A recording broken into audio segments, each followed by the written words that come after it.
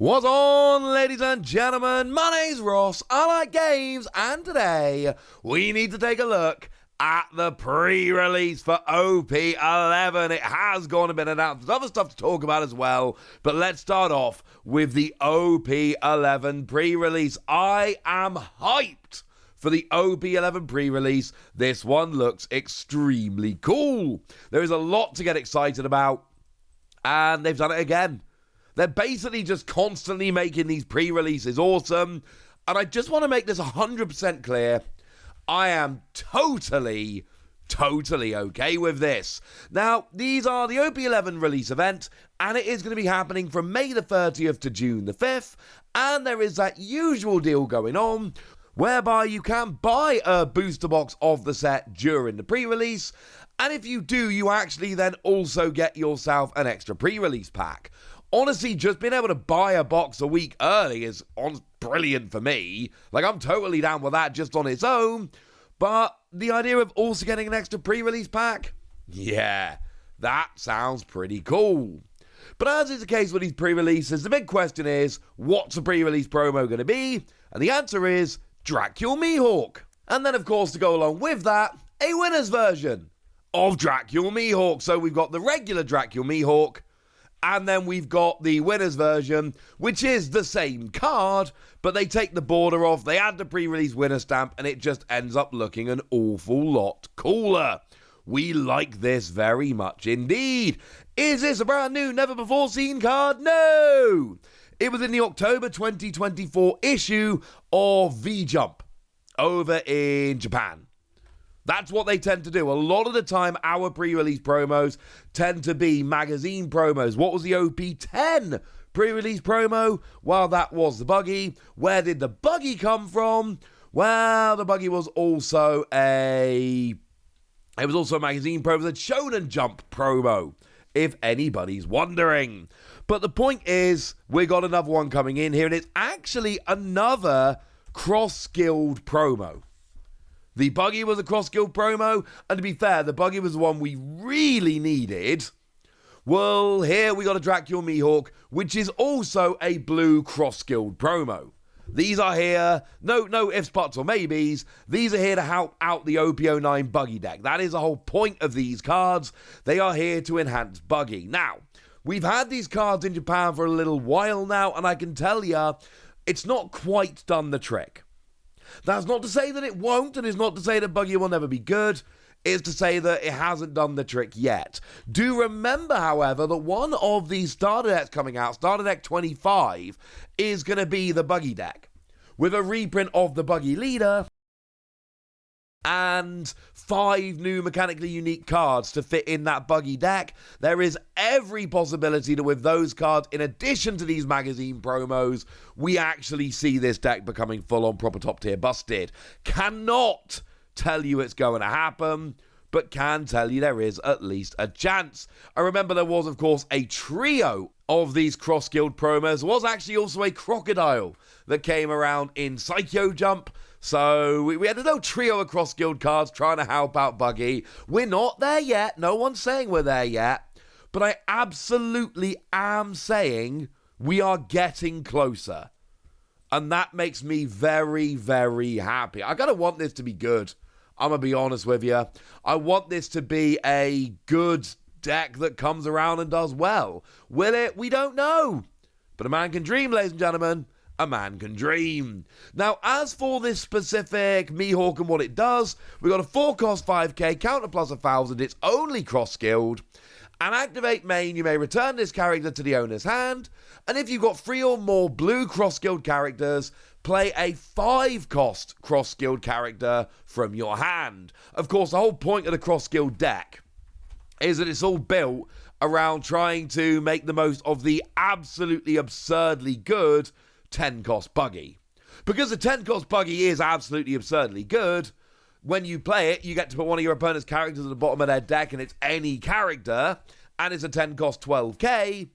But if you don't have 5 characters of a cost of 5 or more, you have to bottom deck it when you play it. You still get to bump one of your opponent's characters away, but then it goes away. So the whole point of this Mihawk promo here is it's a 4-cost that lets you swap it for a 5 cost. So you don't just get to save 1 Don when playing a 5 cost, making this Buggy easier to actually get onto the board. Is it going to work? So far over in Japan, it's not doing amazingly. Like over in the OP-11 meta, Buggy really... There are some winning decks, don't get me wrong. There are winning Buggy decks in the OP-11 meta in Japan, but they are few and far between. What I will say is, the 2 Buggy decks I did find did play this promo. As a side note, also played the Buggy promo and the Crocodile promo. So all 3 of those promos actually found their way over. I do think that is entirely relevant. So yeah, it's a cool promo, and it does see play. Worth noting, you do get the all-colour Luffy as well, the Basai artwork, but that's just to make you get a better pre-release deck. It's all colours, and it can be used as every type of leader and every name of leader. It basically combos with everything, just to make your pre-release a lot more fun. And I know we've talked about this before, but just to reiterate what I've said previously, this is about the best idea any card game has ever had for pre-releases. I think, now, of course, this is not relevant to any game that doesn't have leaders. If your game doesn't revolve around leaders, this is pointless. But if your game does revolve around leaders, having this leader combos with everything, it just makes pre-releases way better. It just opens up deck building options, and I think that is absolutely stunning and brilliant and wonderful.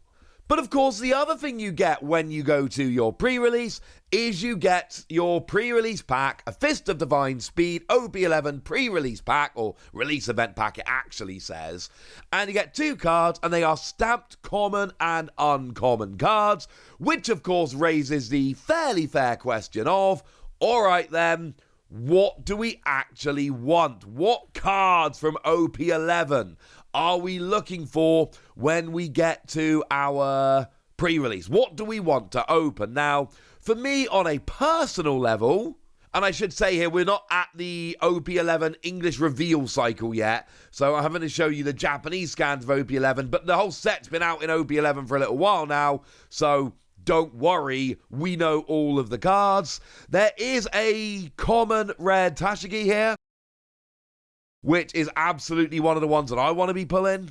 And my daughter kind of loves Cammy because of the whole mermaid thing, so I certainly wouldn't mind grabbing that one. And come on, Magaro here, gotta be done.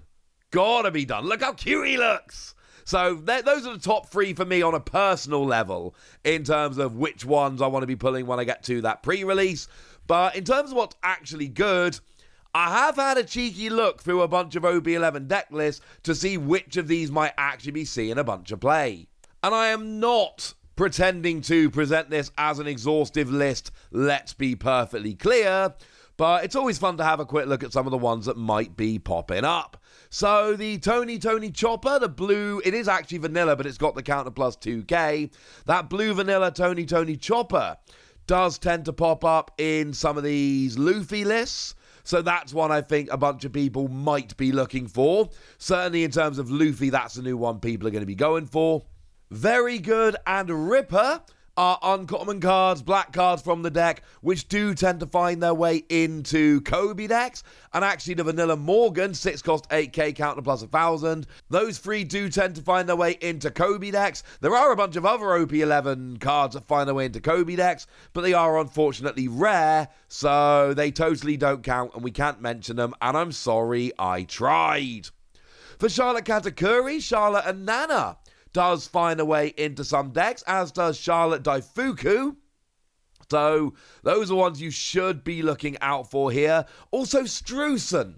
So those 3 in Charlotte Katakuri decks, so they might be ones to have a little bit of a look out for. And then in terms of Jinbei, Surame is actually one to have a quick look out for here. Again, it's a vanilla with a counter plus 2k, but it does have that counter plus 2k. And also Birdie, which is another vanilla with a counter 2k, but still has a counter 2k, and that's not too bad. There's plenty of other good OP-11 cards that are rare or super rare, but they're not terribly relevant because of the whole they're rare or super rare.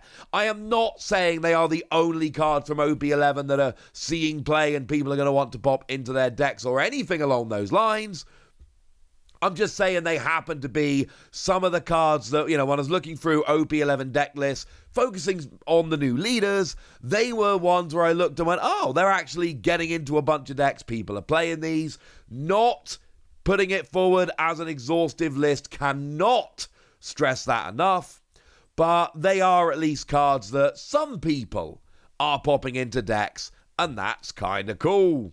I've told you which ones I like, but I want to know which ones you like. I want to know which of these cards you're looking out for when you open up your pre-release packs. I want to know how hyped you are for OP-11. I want to know anything you want to tell me. So let me know in the comment section, would ya? Go nuts! Be nice! And then make sure you like this video, subscribe to this channel, follow me on Twitter at TheWasi. That's where we talk about One Piece and a whole bunch of other card games. And please do consider checking out patreon.com/PTCG Radio, where you can support the channel, get some bonus podcasts, join a Discord, and all kinds of fun things. But by far the most important thing, as always, look after yourselves till next time, would ya? Thank you very much for watching. My name's Ross, and you've been watching Wasi Plays.